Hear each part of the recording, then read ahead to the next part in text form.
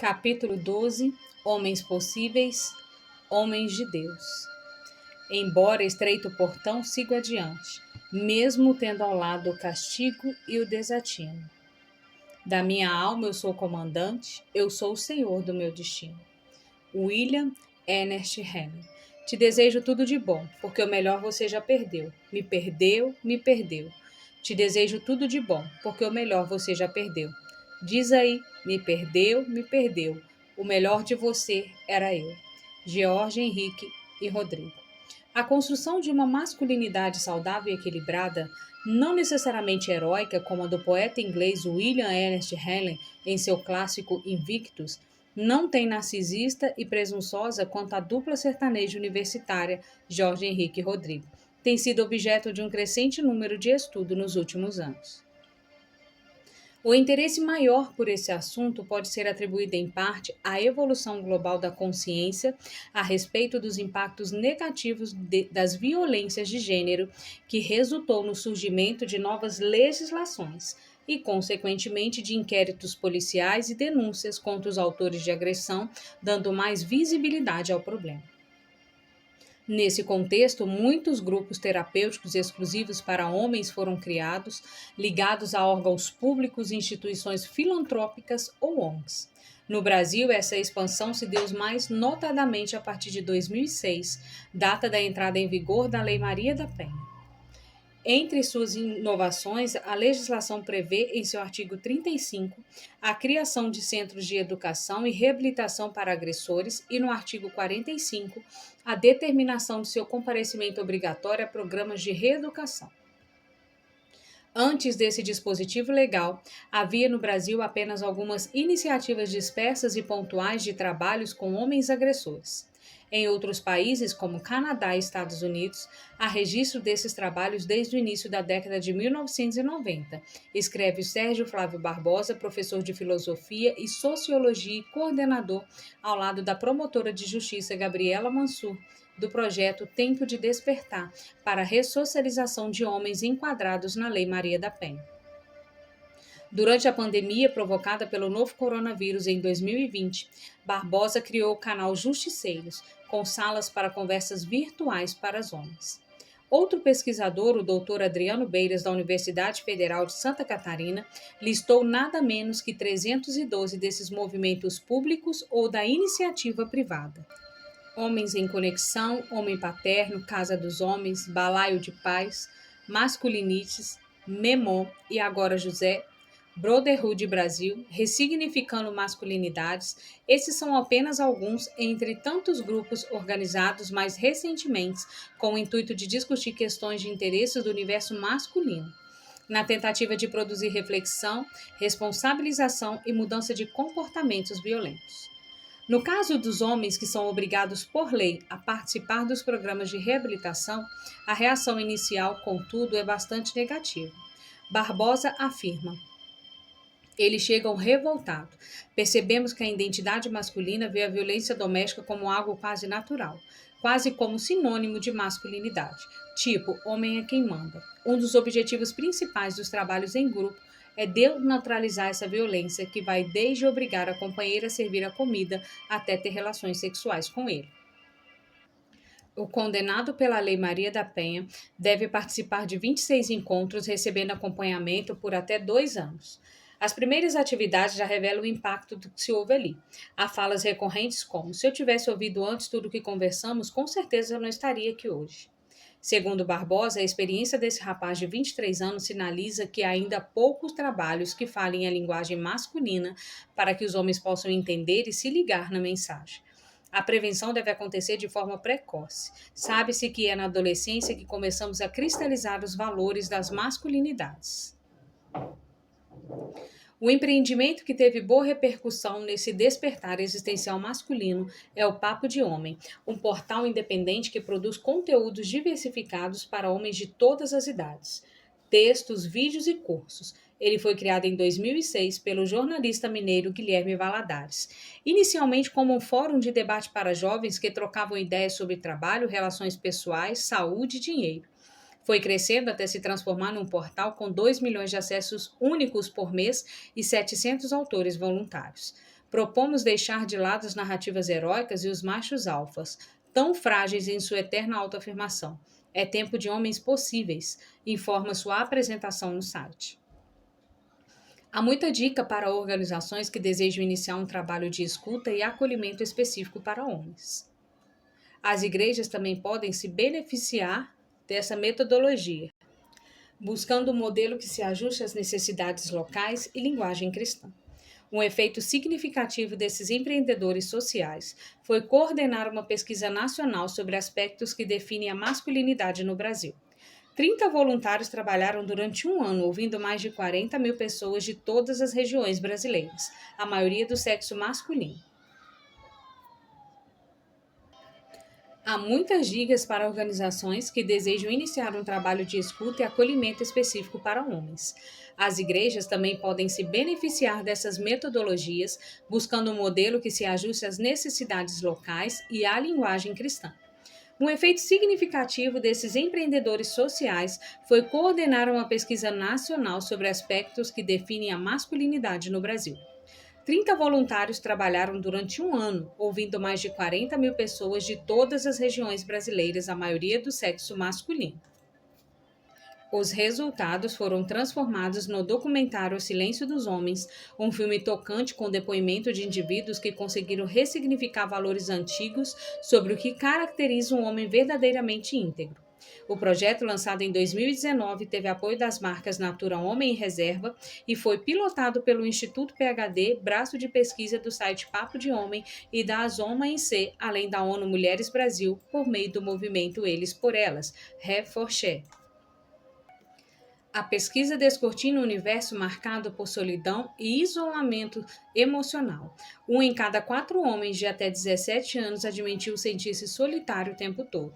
37% deles nunca conversaram com ninguém a respeito do que significa ser homem. 6 a cada 10 entrevistados afirmam lidar com distúrbios emocionais em algum nível. Ansiedade, depressão, vício em pornografia e insônia são os mais comuns. Mesmo diante dessas constatações, eles relutam em buscar ajuda. Apenas 1 em cada 10 já foi ao psicólogo.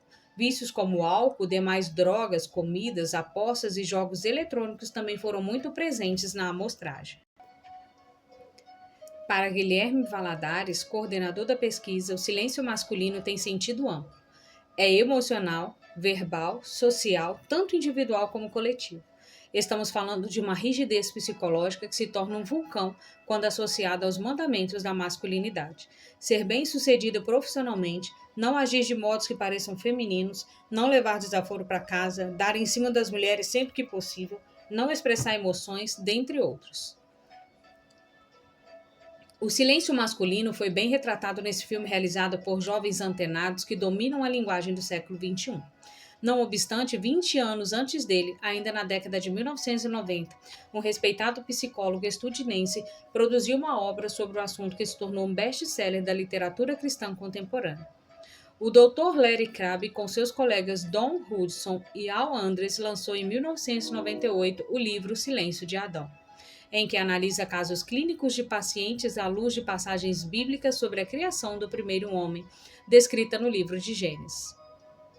Ele propõe que a inclinação masculina de se calar diante de conflitos relacionais é tão antiga quanto o Jardim do Éden. Quando a serpente encetou uma conversa com Eva com o intuito de confundir suas ideias a respeito da bondade de Deus, Adão não disse nada. Contudo, estava ouvindo cada palavra. Ele ouviu Eva citar incorretamente a ordem de Deus, que ele, Adão, lhe transmitira cuidadosamente. Estava observando quando ela começou a olhar a árvore proibida. Viu quando ela deu um passo na direção da árvore e estendeu a mão para apanhar o fruto. E não fez coisa alguma, nem falou palavra alguma para detê-la. Adão permaneceu em silêncio. Por quê? Crabb sugere que essa tendência à omissão limita o crescimento emocional e espiritual, ao bloquear movimentos mais largos em direção aos mistérios da vida. O homem sente-se mais confortável em situações nas quais sabe exatamente o que fazer. Quando as coisas ficam confusas ou apavorantes, suas entranhas se contraem e ele se afasta. Quando a vida o frustra como sua enlouquecedora imprevisibilidade, ele sente a raiva crescer dentro de si. E então, cheio de terror e fúria, ele se esquece da verdade de Deus e trata de se defender. Desse ponto em diante, tudo está errado. Voltado apenas para si mesmo, ele se vira para fazer sua vida funcionar. O resultado é o que vemos todos os dias: paixões sexuais descontroladas, maridos e pais sem envolvimento, homens zangados que amam estar no controle de tudo, e tudo isso começou quando Adão se recusou a falar. O Dr. Krebs vai além ao sugerir que o silêncio de Adão foi responsável por levar a criação de volta ao caos. A palavra de Deus criou a partir do caos. Deus usou a linguagem para produzir relacionamento. Adão usou o silêncio para destruir relacionamento. Deus descansou depois de sua obra criadora. Adão teve que trabalhar mais como resultado de seu silêncio. Adão arruinou o paraíso porque não agiu. O portador da imagem de Deus não refletiu o seu Deus, porque escolheu se ausentar e ficar calado, esquecendo-se da ordem de Deus. O caminho de volta a um tipo de masculinidade que reflita a imagem de Deus, segundo Larry Crabb, passa pela desconstrução de mitos de poder e controle, pelo reconhecimento dos fracassos pessoais a que todos estamos sujeitos, pelas dificuldades de diálogo com as pessoas a quem amamos e pela entrega de coração a um Deus totalmente amoroso e compassivo, disposto a perdoar e nos tirar dos becos sem saída. Ele propõe ainda que o desenvolvimento dessa masculinidade madura envolve buscar relacionamentos com homens inspiradores, mentores espirituais mais velhos, experimentados no sofrimento, no arrependimento diante de pecados cometidos e no desejo de imitar o único homem perfeito a quem a Bíblia chama de segundo Adão, Jesus. Se os homens de hoje se dispuserem a olhar para dentro da escuridão, a lembrar-se de Deus e depois falar palavras que trazem vida aos outros, se eles estiverem dispostos a caminhar pelo íngreme, estreito e longo caminho que leva à verdadeira masculinidade, então talvez nossos filhos entrem na idade adulta com a bênção de uma geração mais velha de mentores, homens que sabem ser bons pais enquanto caminham com seus irmãos rumo ao lar. Homens são complexos, eles escondem seus sentimentos, afirma outra especialista no assunto, Paul Louis Cooley, presidente do Christian Men Network, CMN, o Ministério Para-Eclesial americano que promove cursos e seminários sobre o papel dos homens e das mulheres cristãs. O CMN foi criado no fim da década de 1970 por Edwin Cooley, pai de Paul, um pastor da Califórnia, que sentiu o chamado de pregar para os homens e alcançá-los para o reino de Deus, afirma Paul.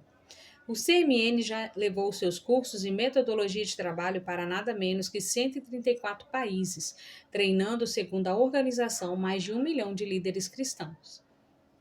Com o tempo, o ministério ampliou seu escopo de atuação e passou a batalhar também contra o abuso infantil e o tráfico de crianças. A iniciativa de paternidade global do CMN alcança as nações divulgando o princípio de que toda criança merece um pai amoroso. Falar sobre hombridade nos dias de hoje, segundo Paul, é bem mais desafiador do que quando seu pai começou o trabalho. Não há mais um modelo único de como um verdadeiro homem deve ser. O que significa ser um homem?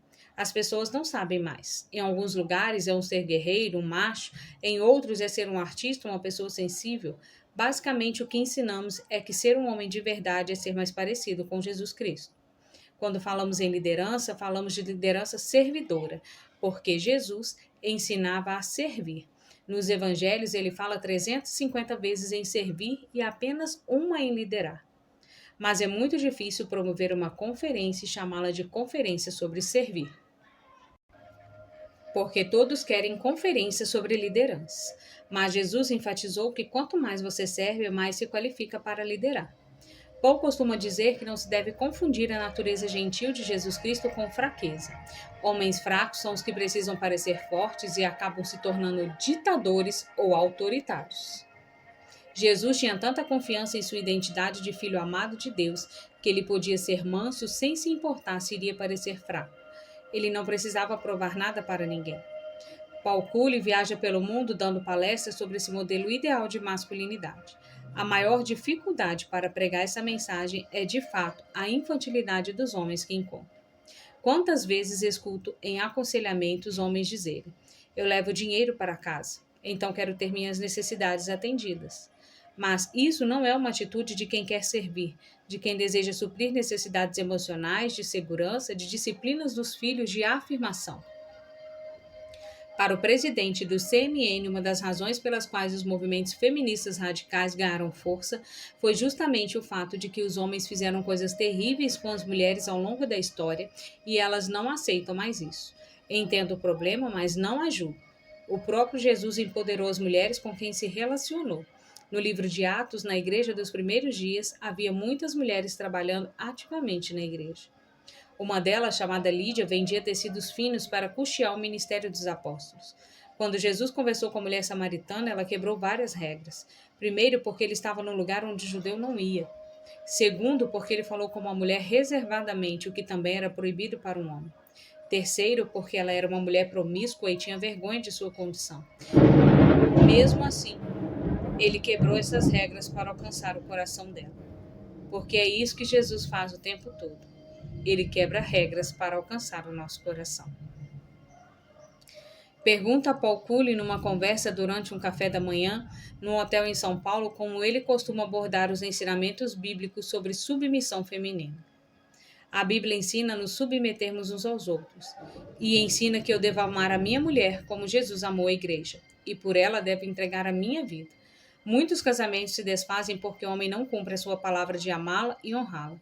O conceito de submissão tem sido ensinado errado, porque na maioria das vezes é ensinado por homens, e eles ensinam só a primeira parte do texto. Mulheres, submetam-se.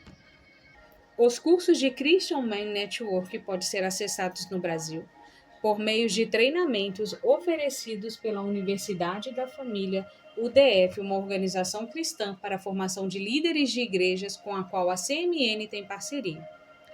A UDF, criada em Pompeia, no interior paulista, pelo empresário Jorge Minichura, um dos acionistas da Jactomáquina Agrícolas, e por sua esposa Márcia, tem acordos com outros ministérios paraeclesiais americanos e também dá cursos sobre temas como aconselhamento conjugal, criação de filhos, finanças pessoais e lideranças. Cerca de 110 mil pessoas passam anualmente pelos treinamentos, pastores, diáconos, presbíteros, entre outras lideranças.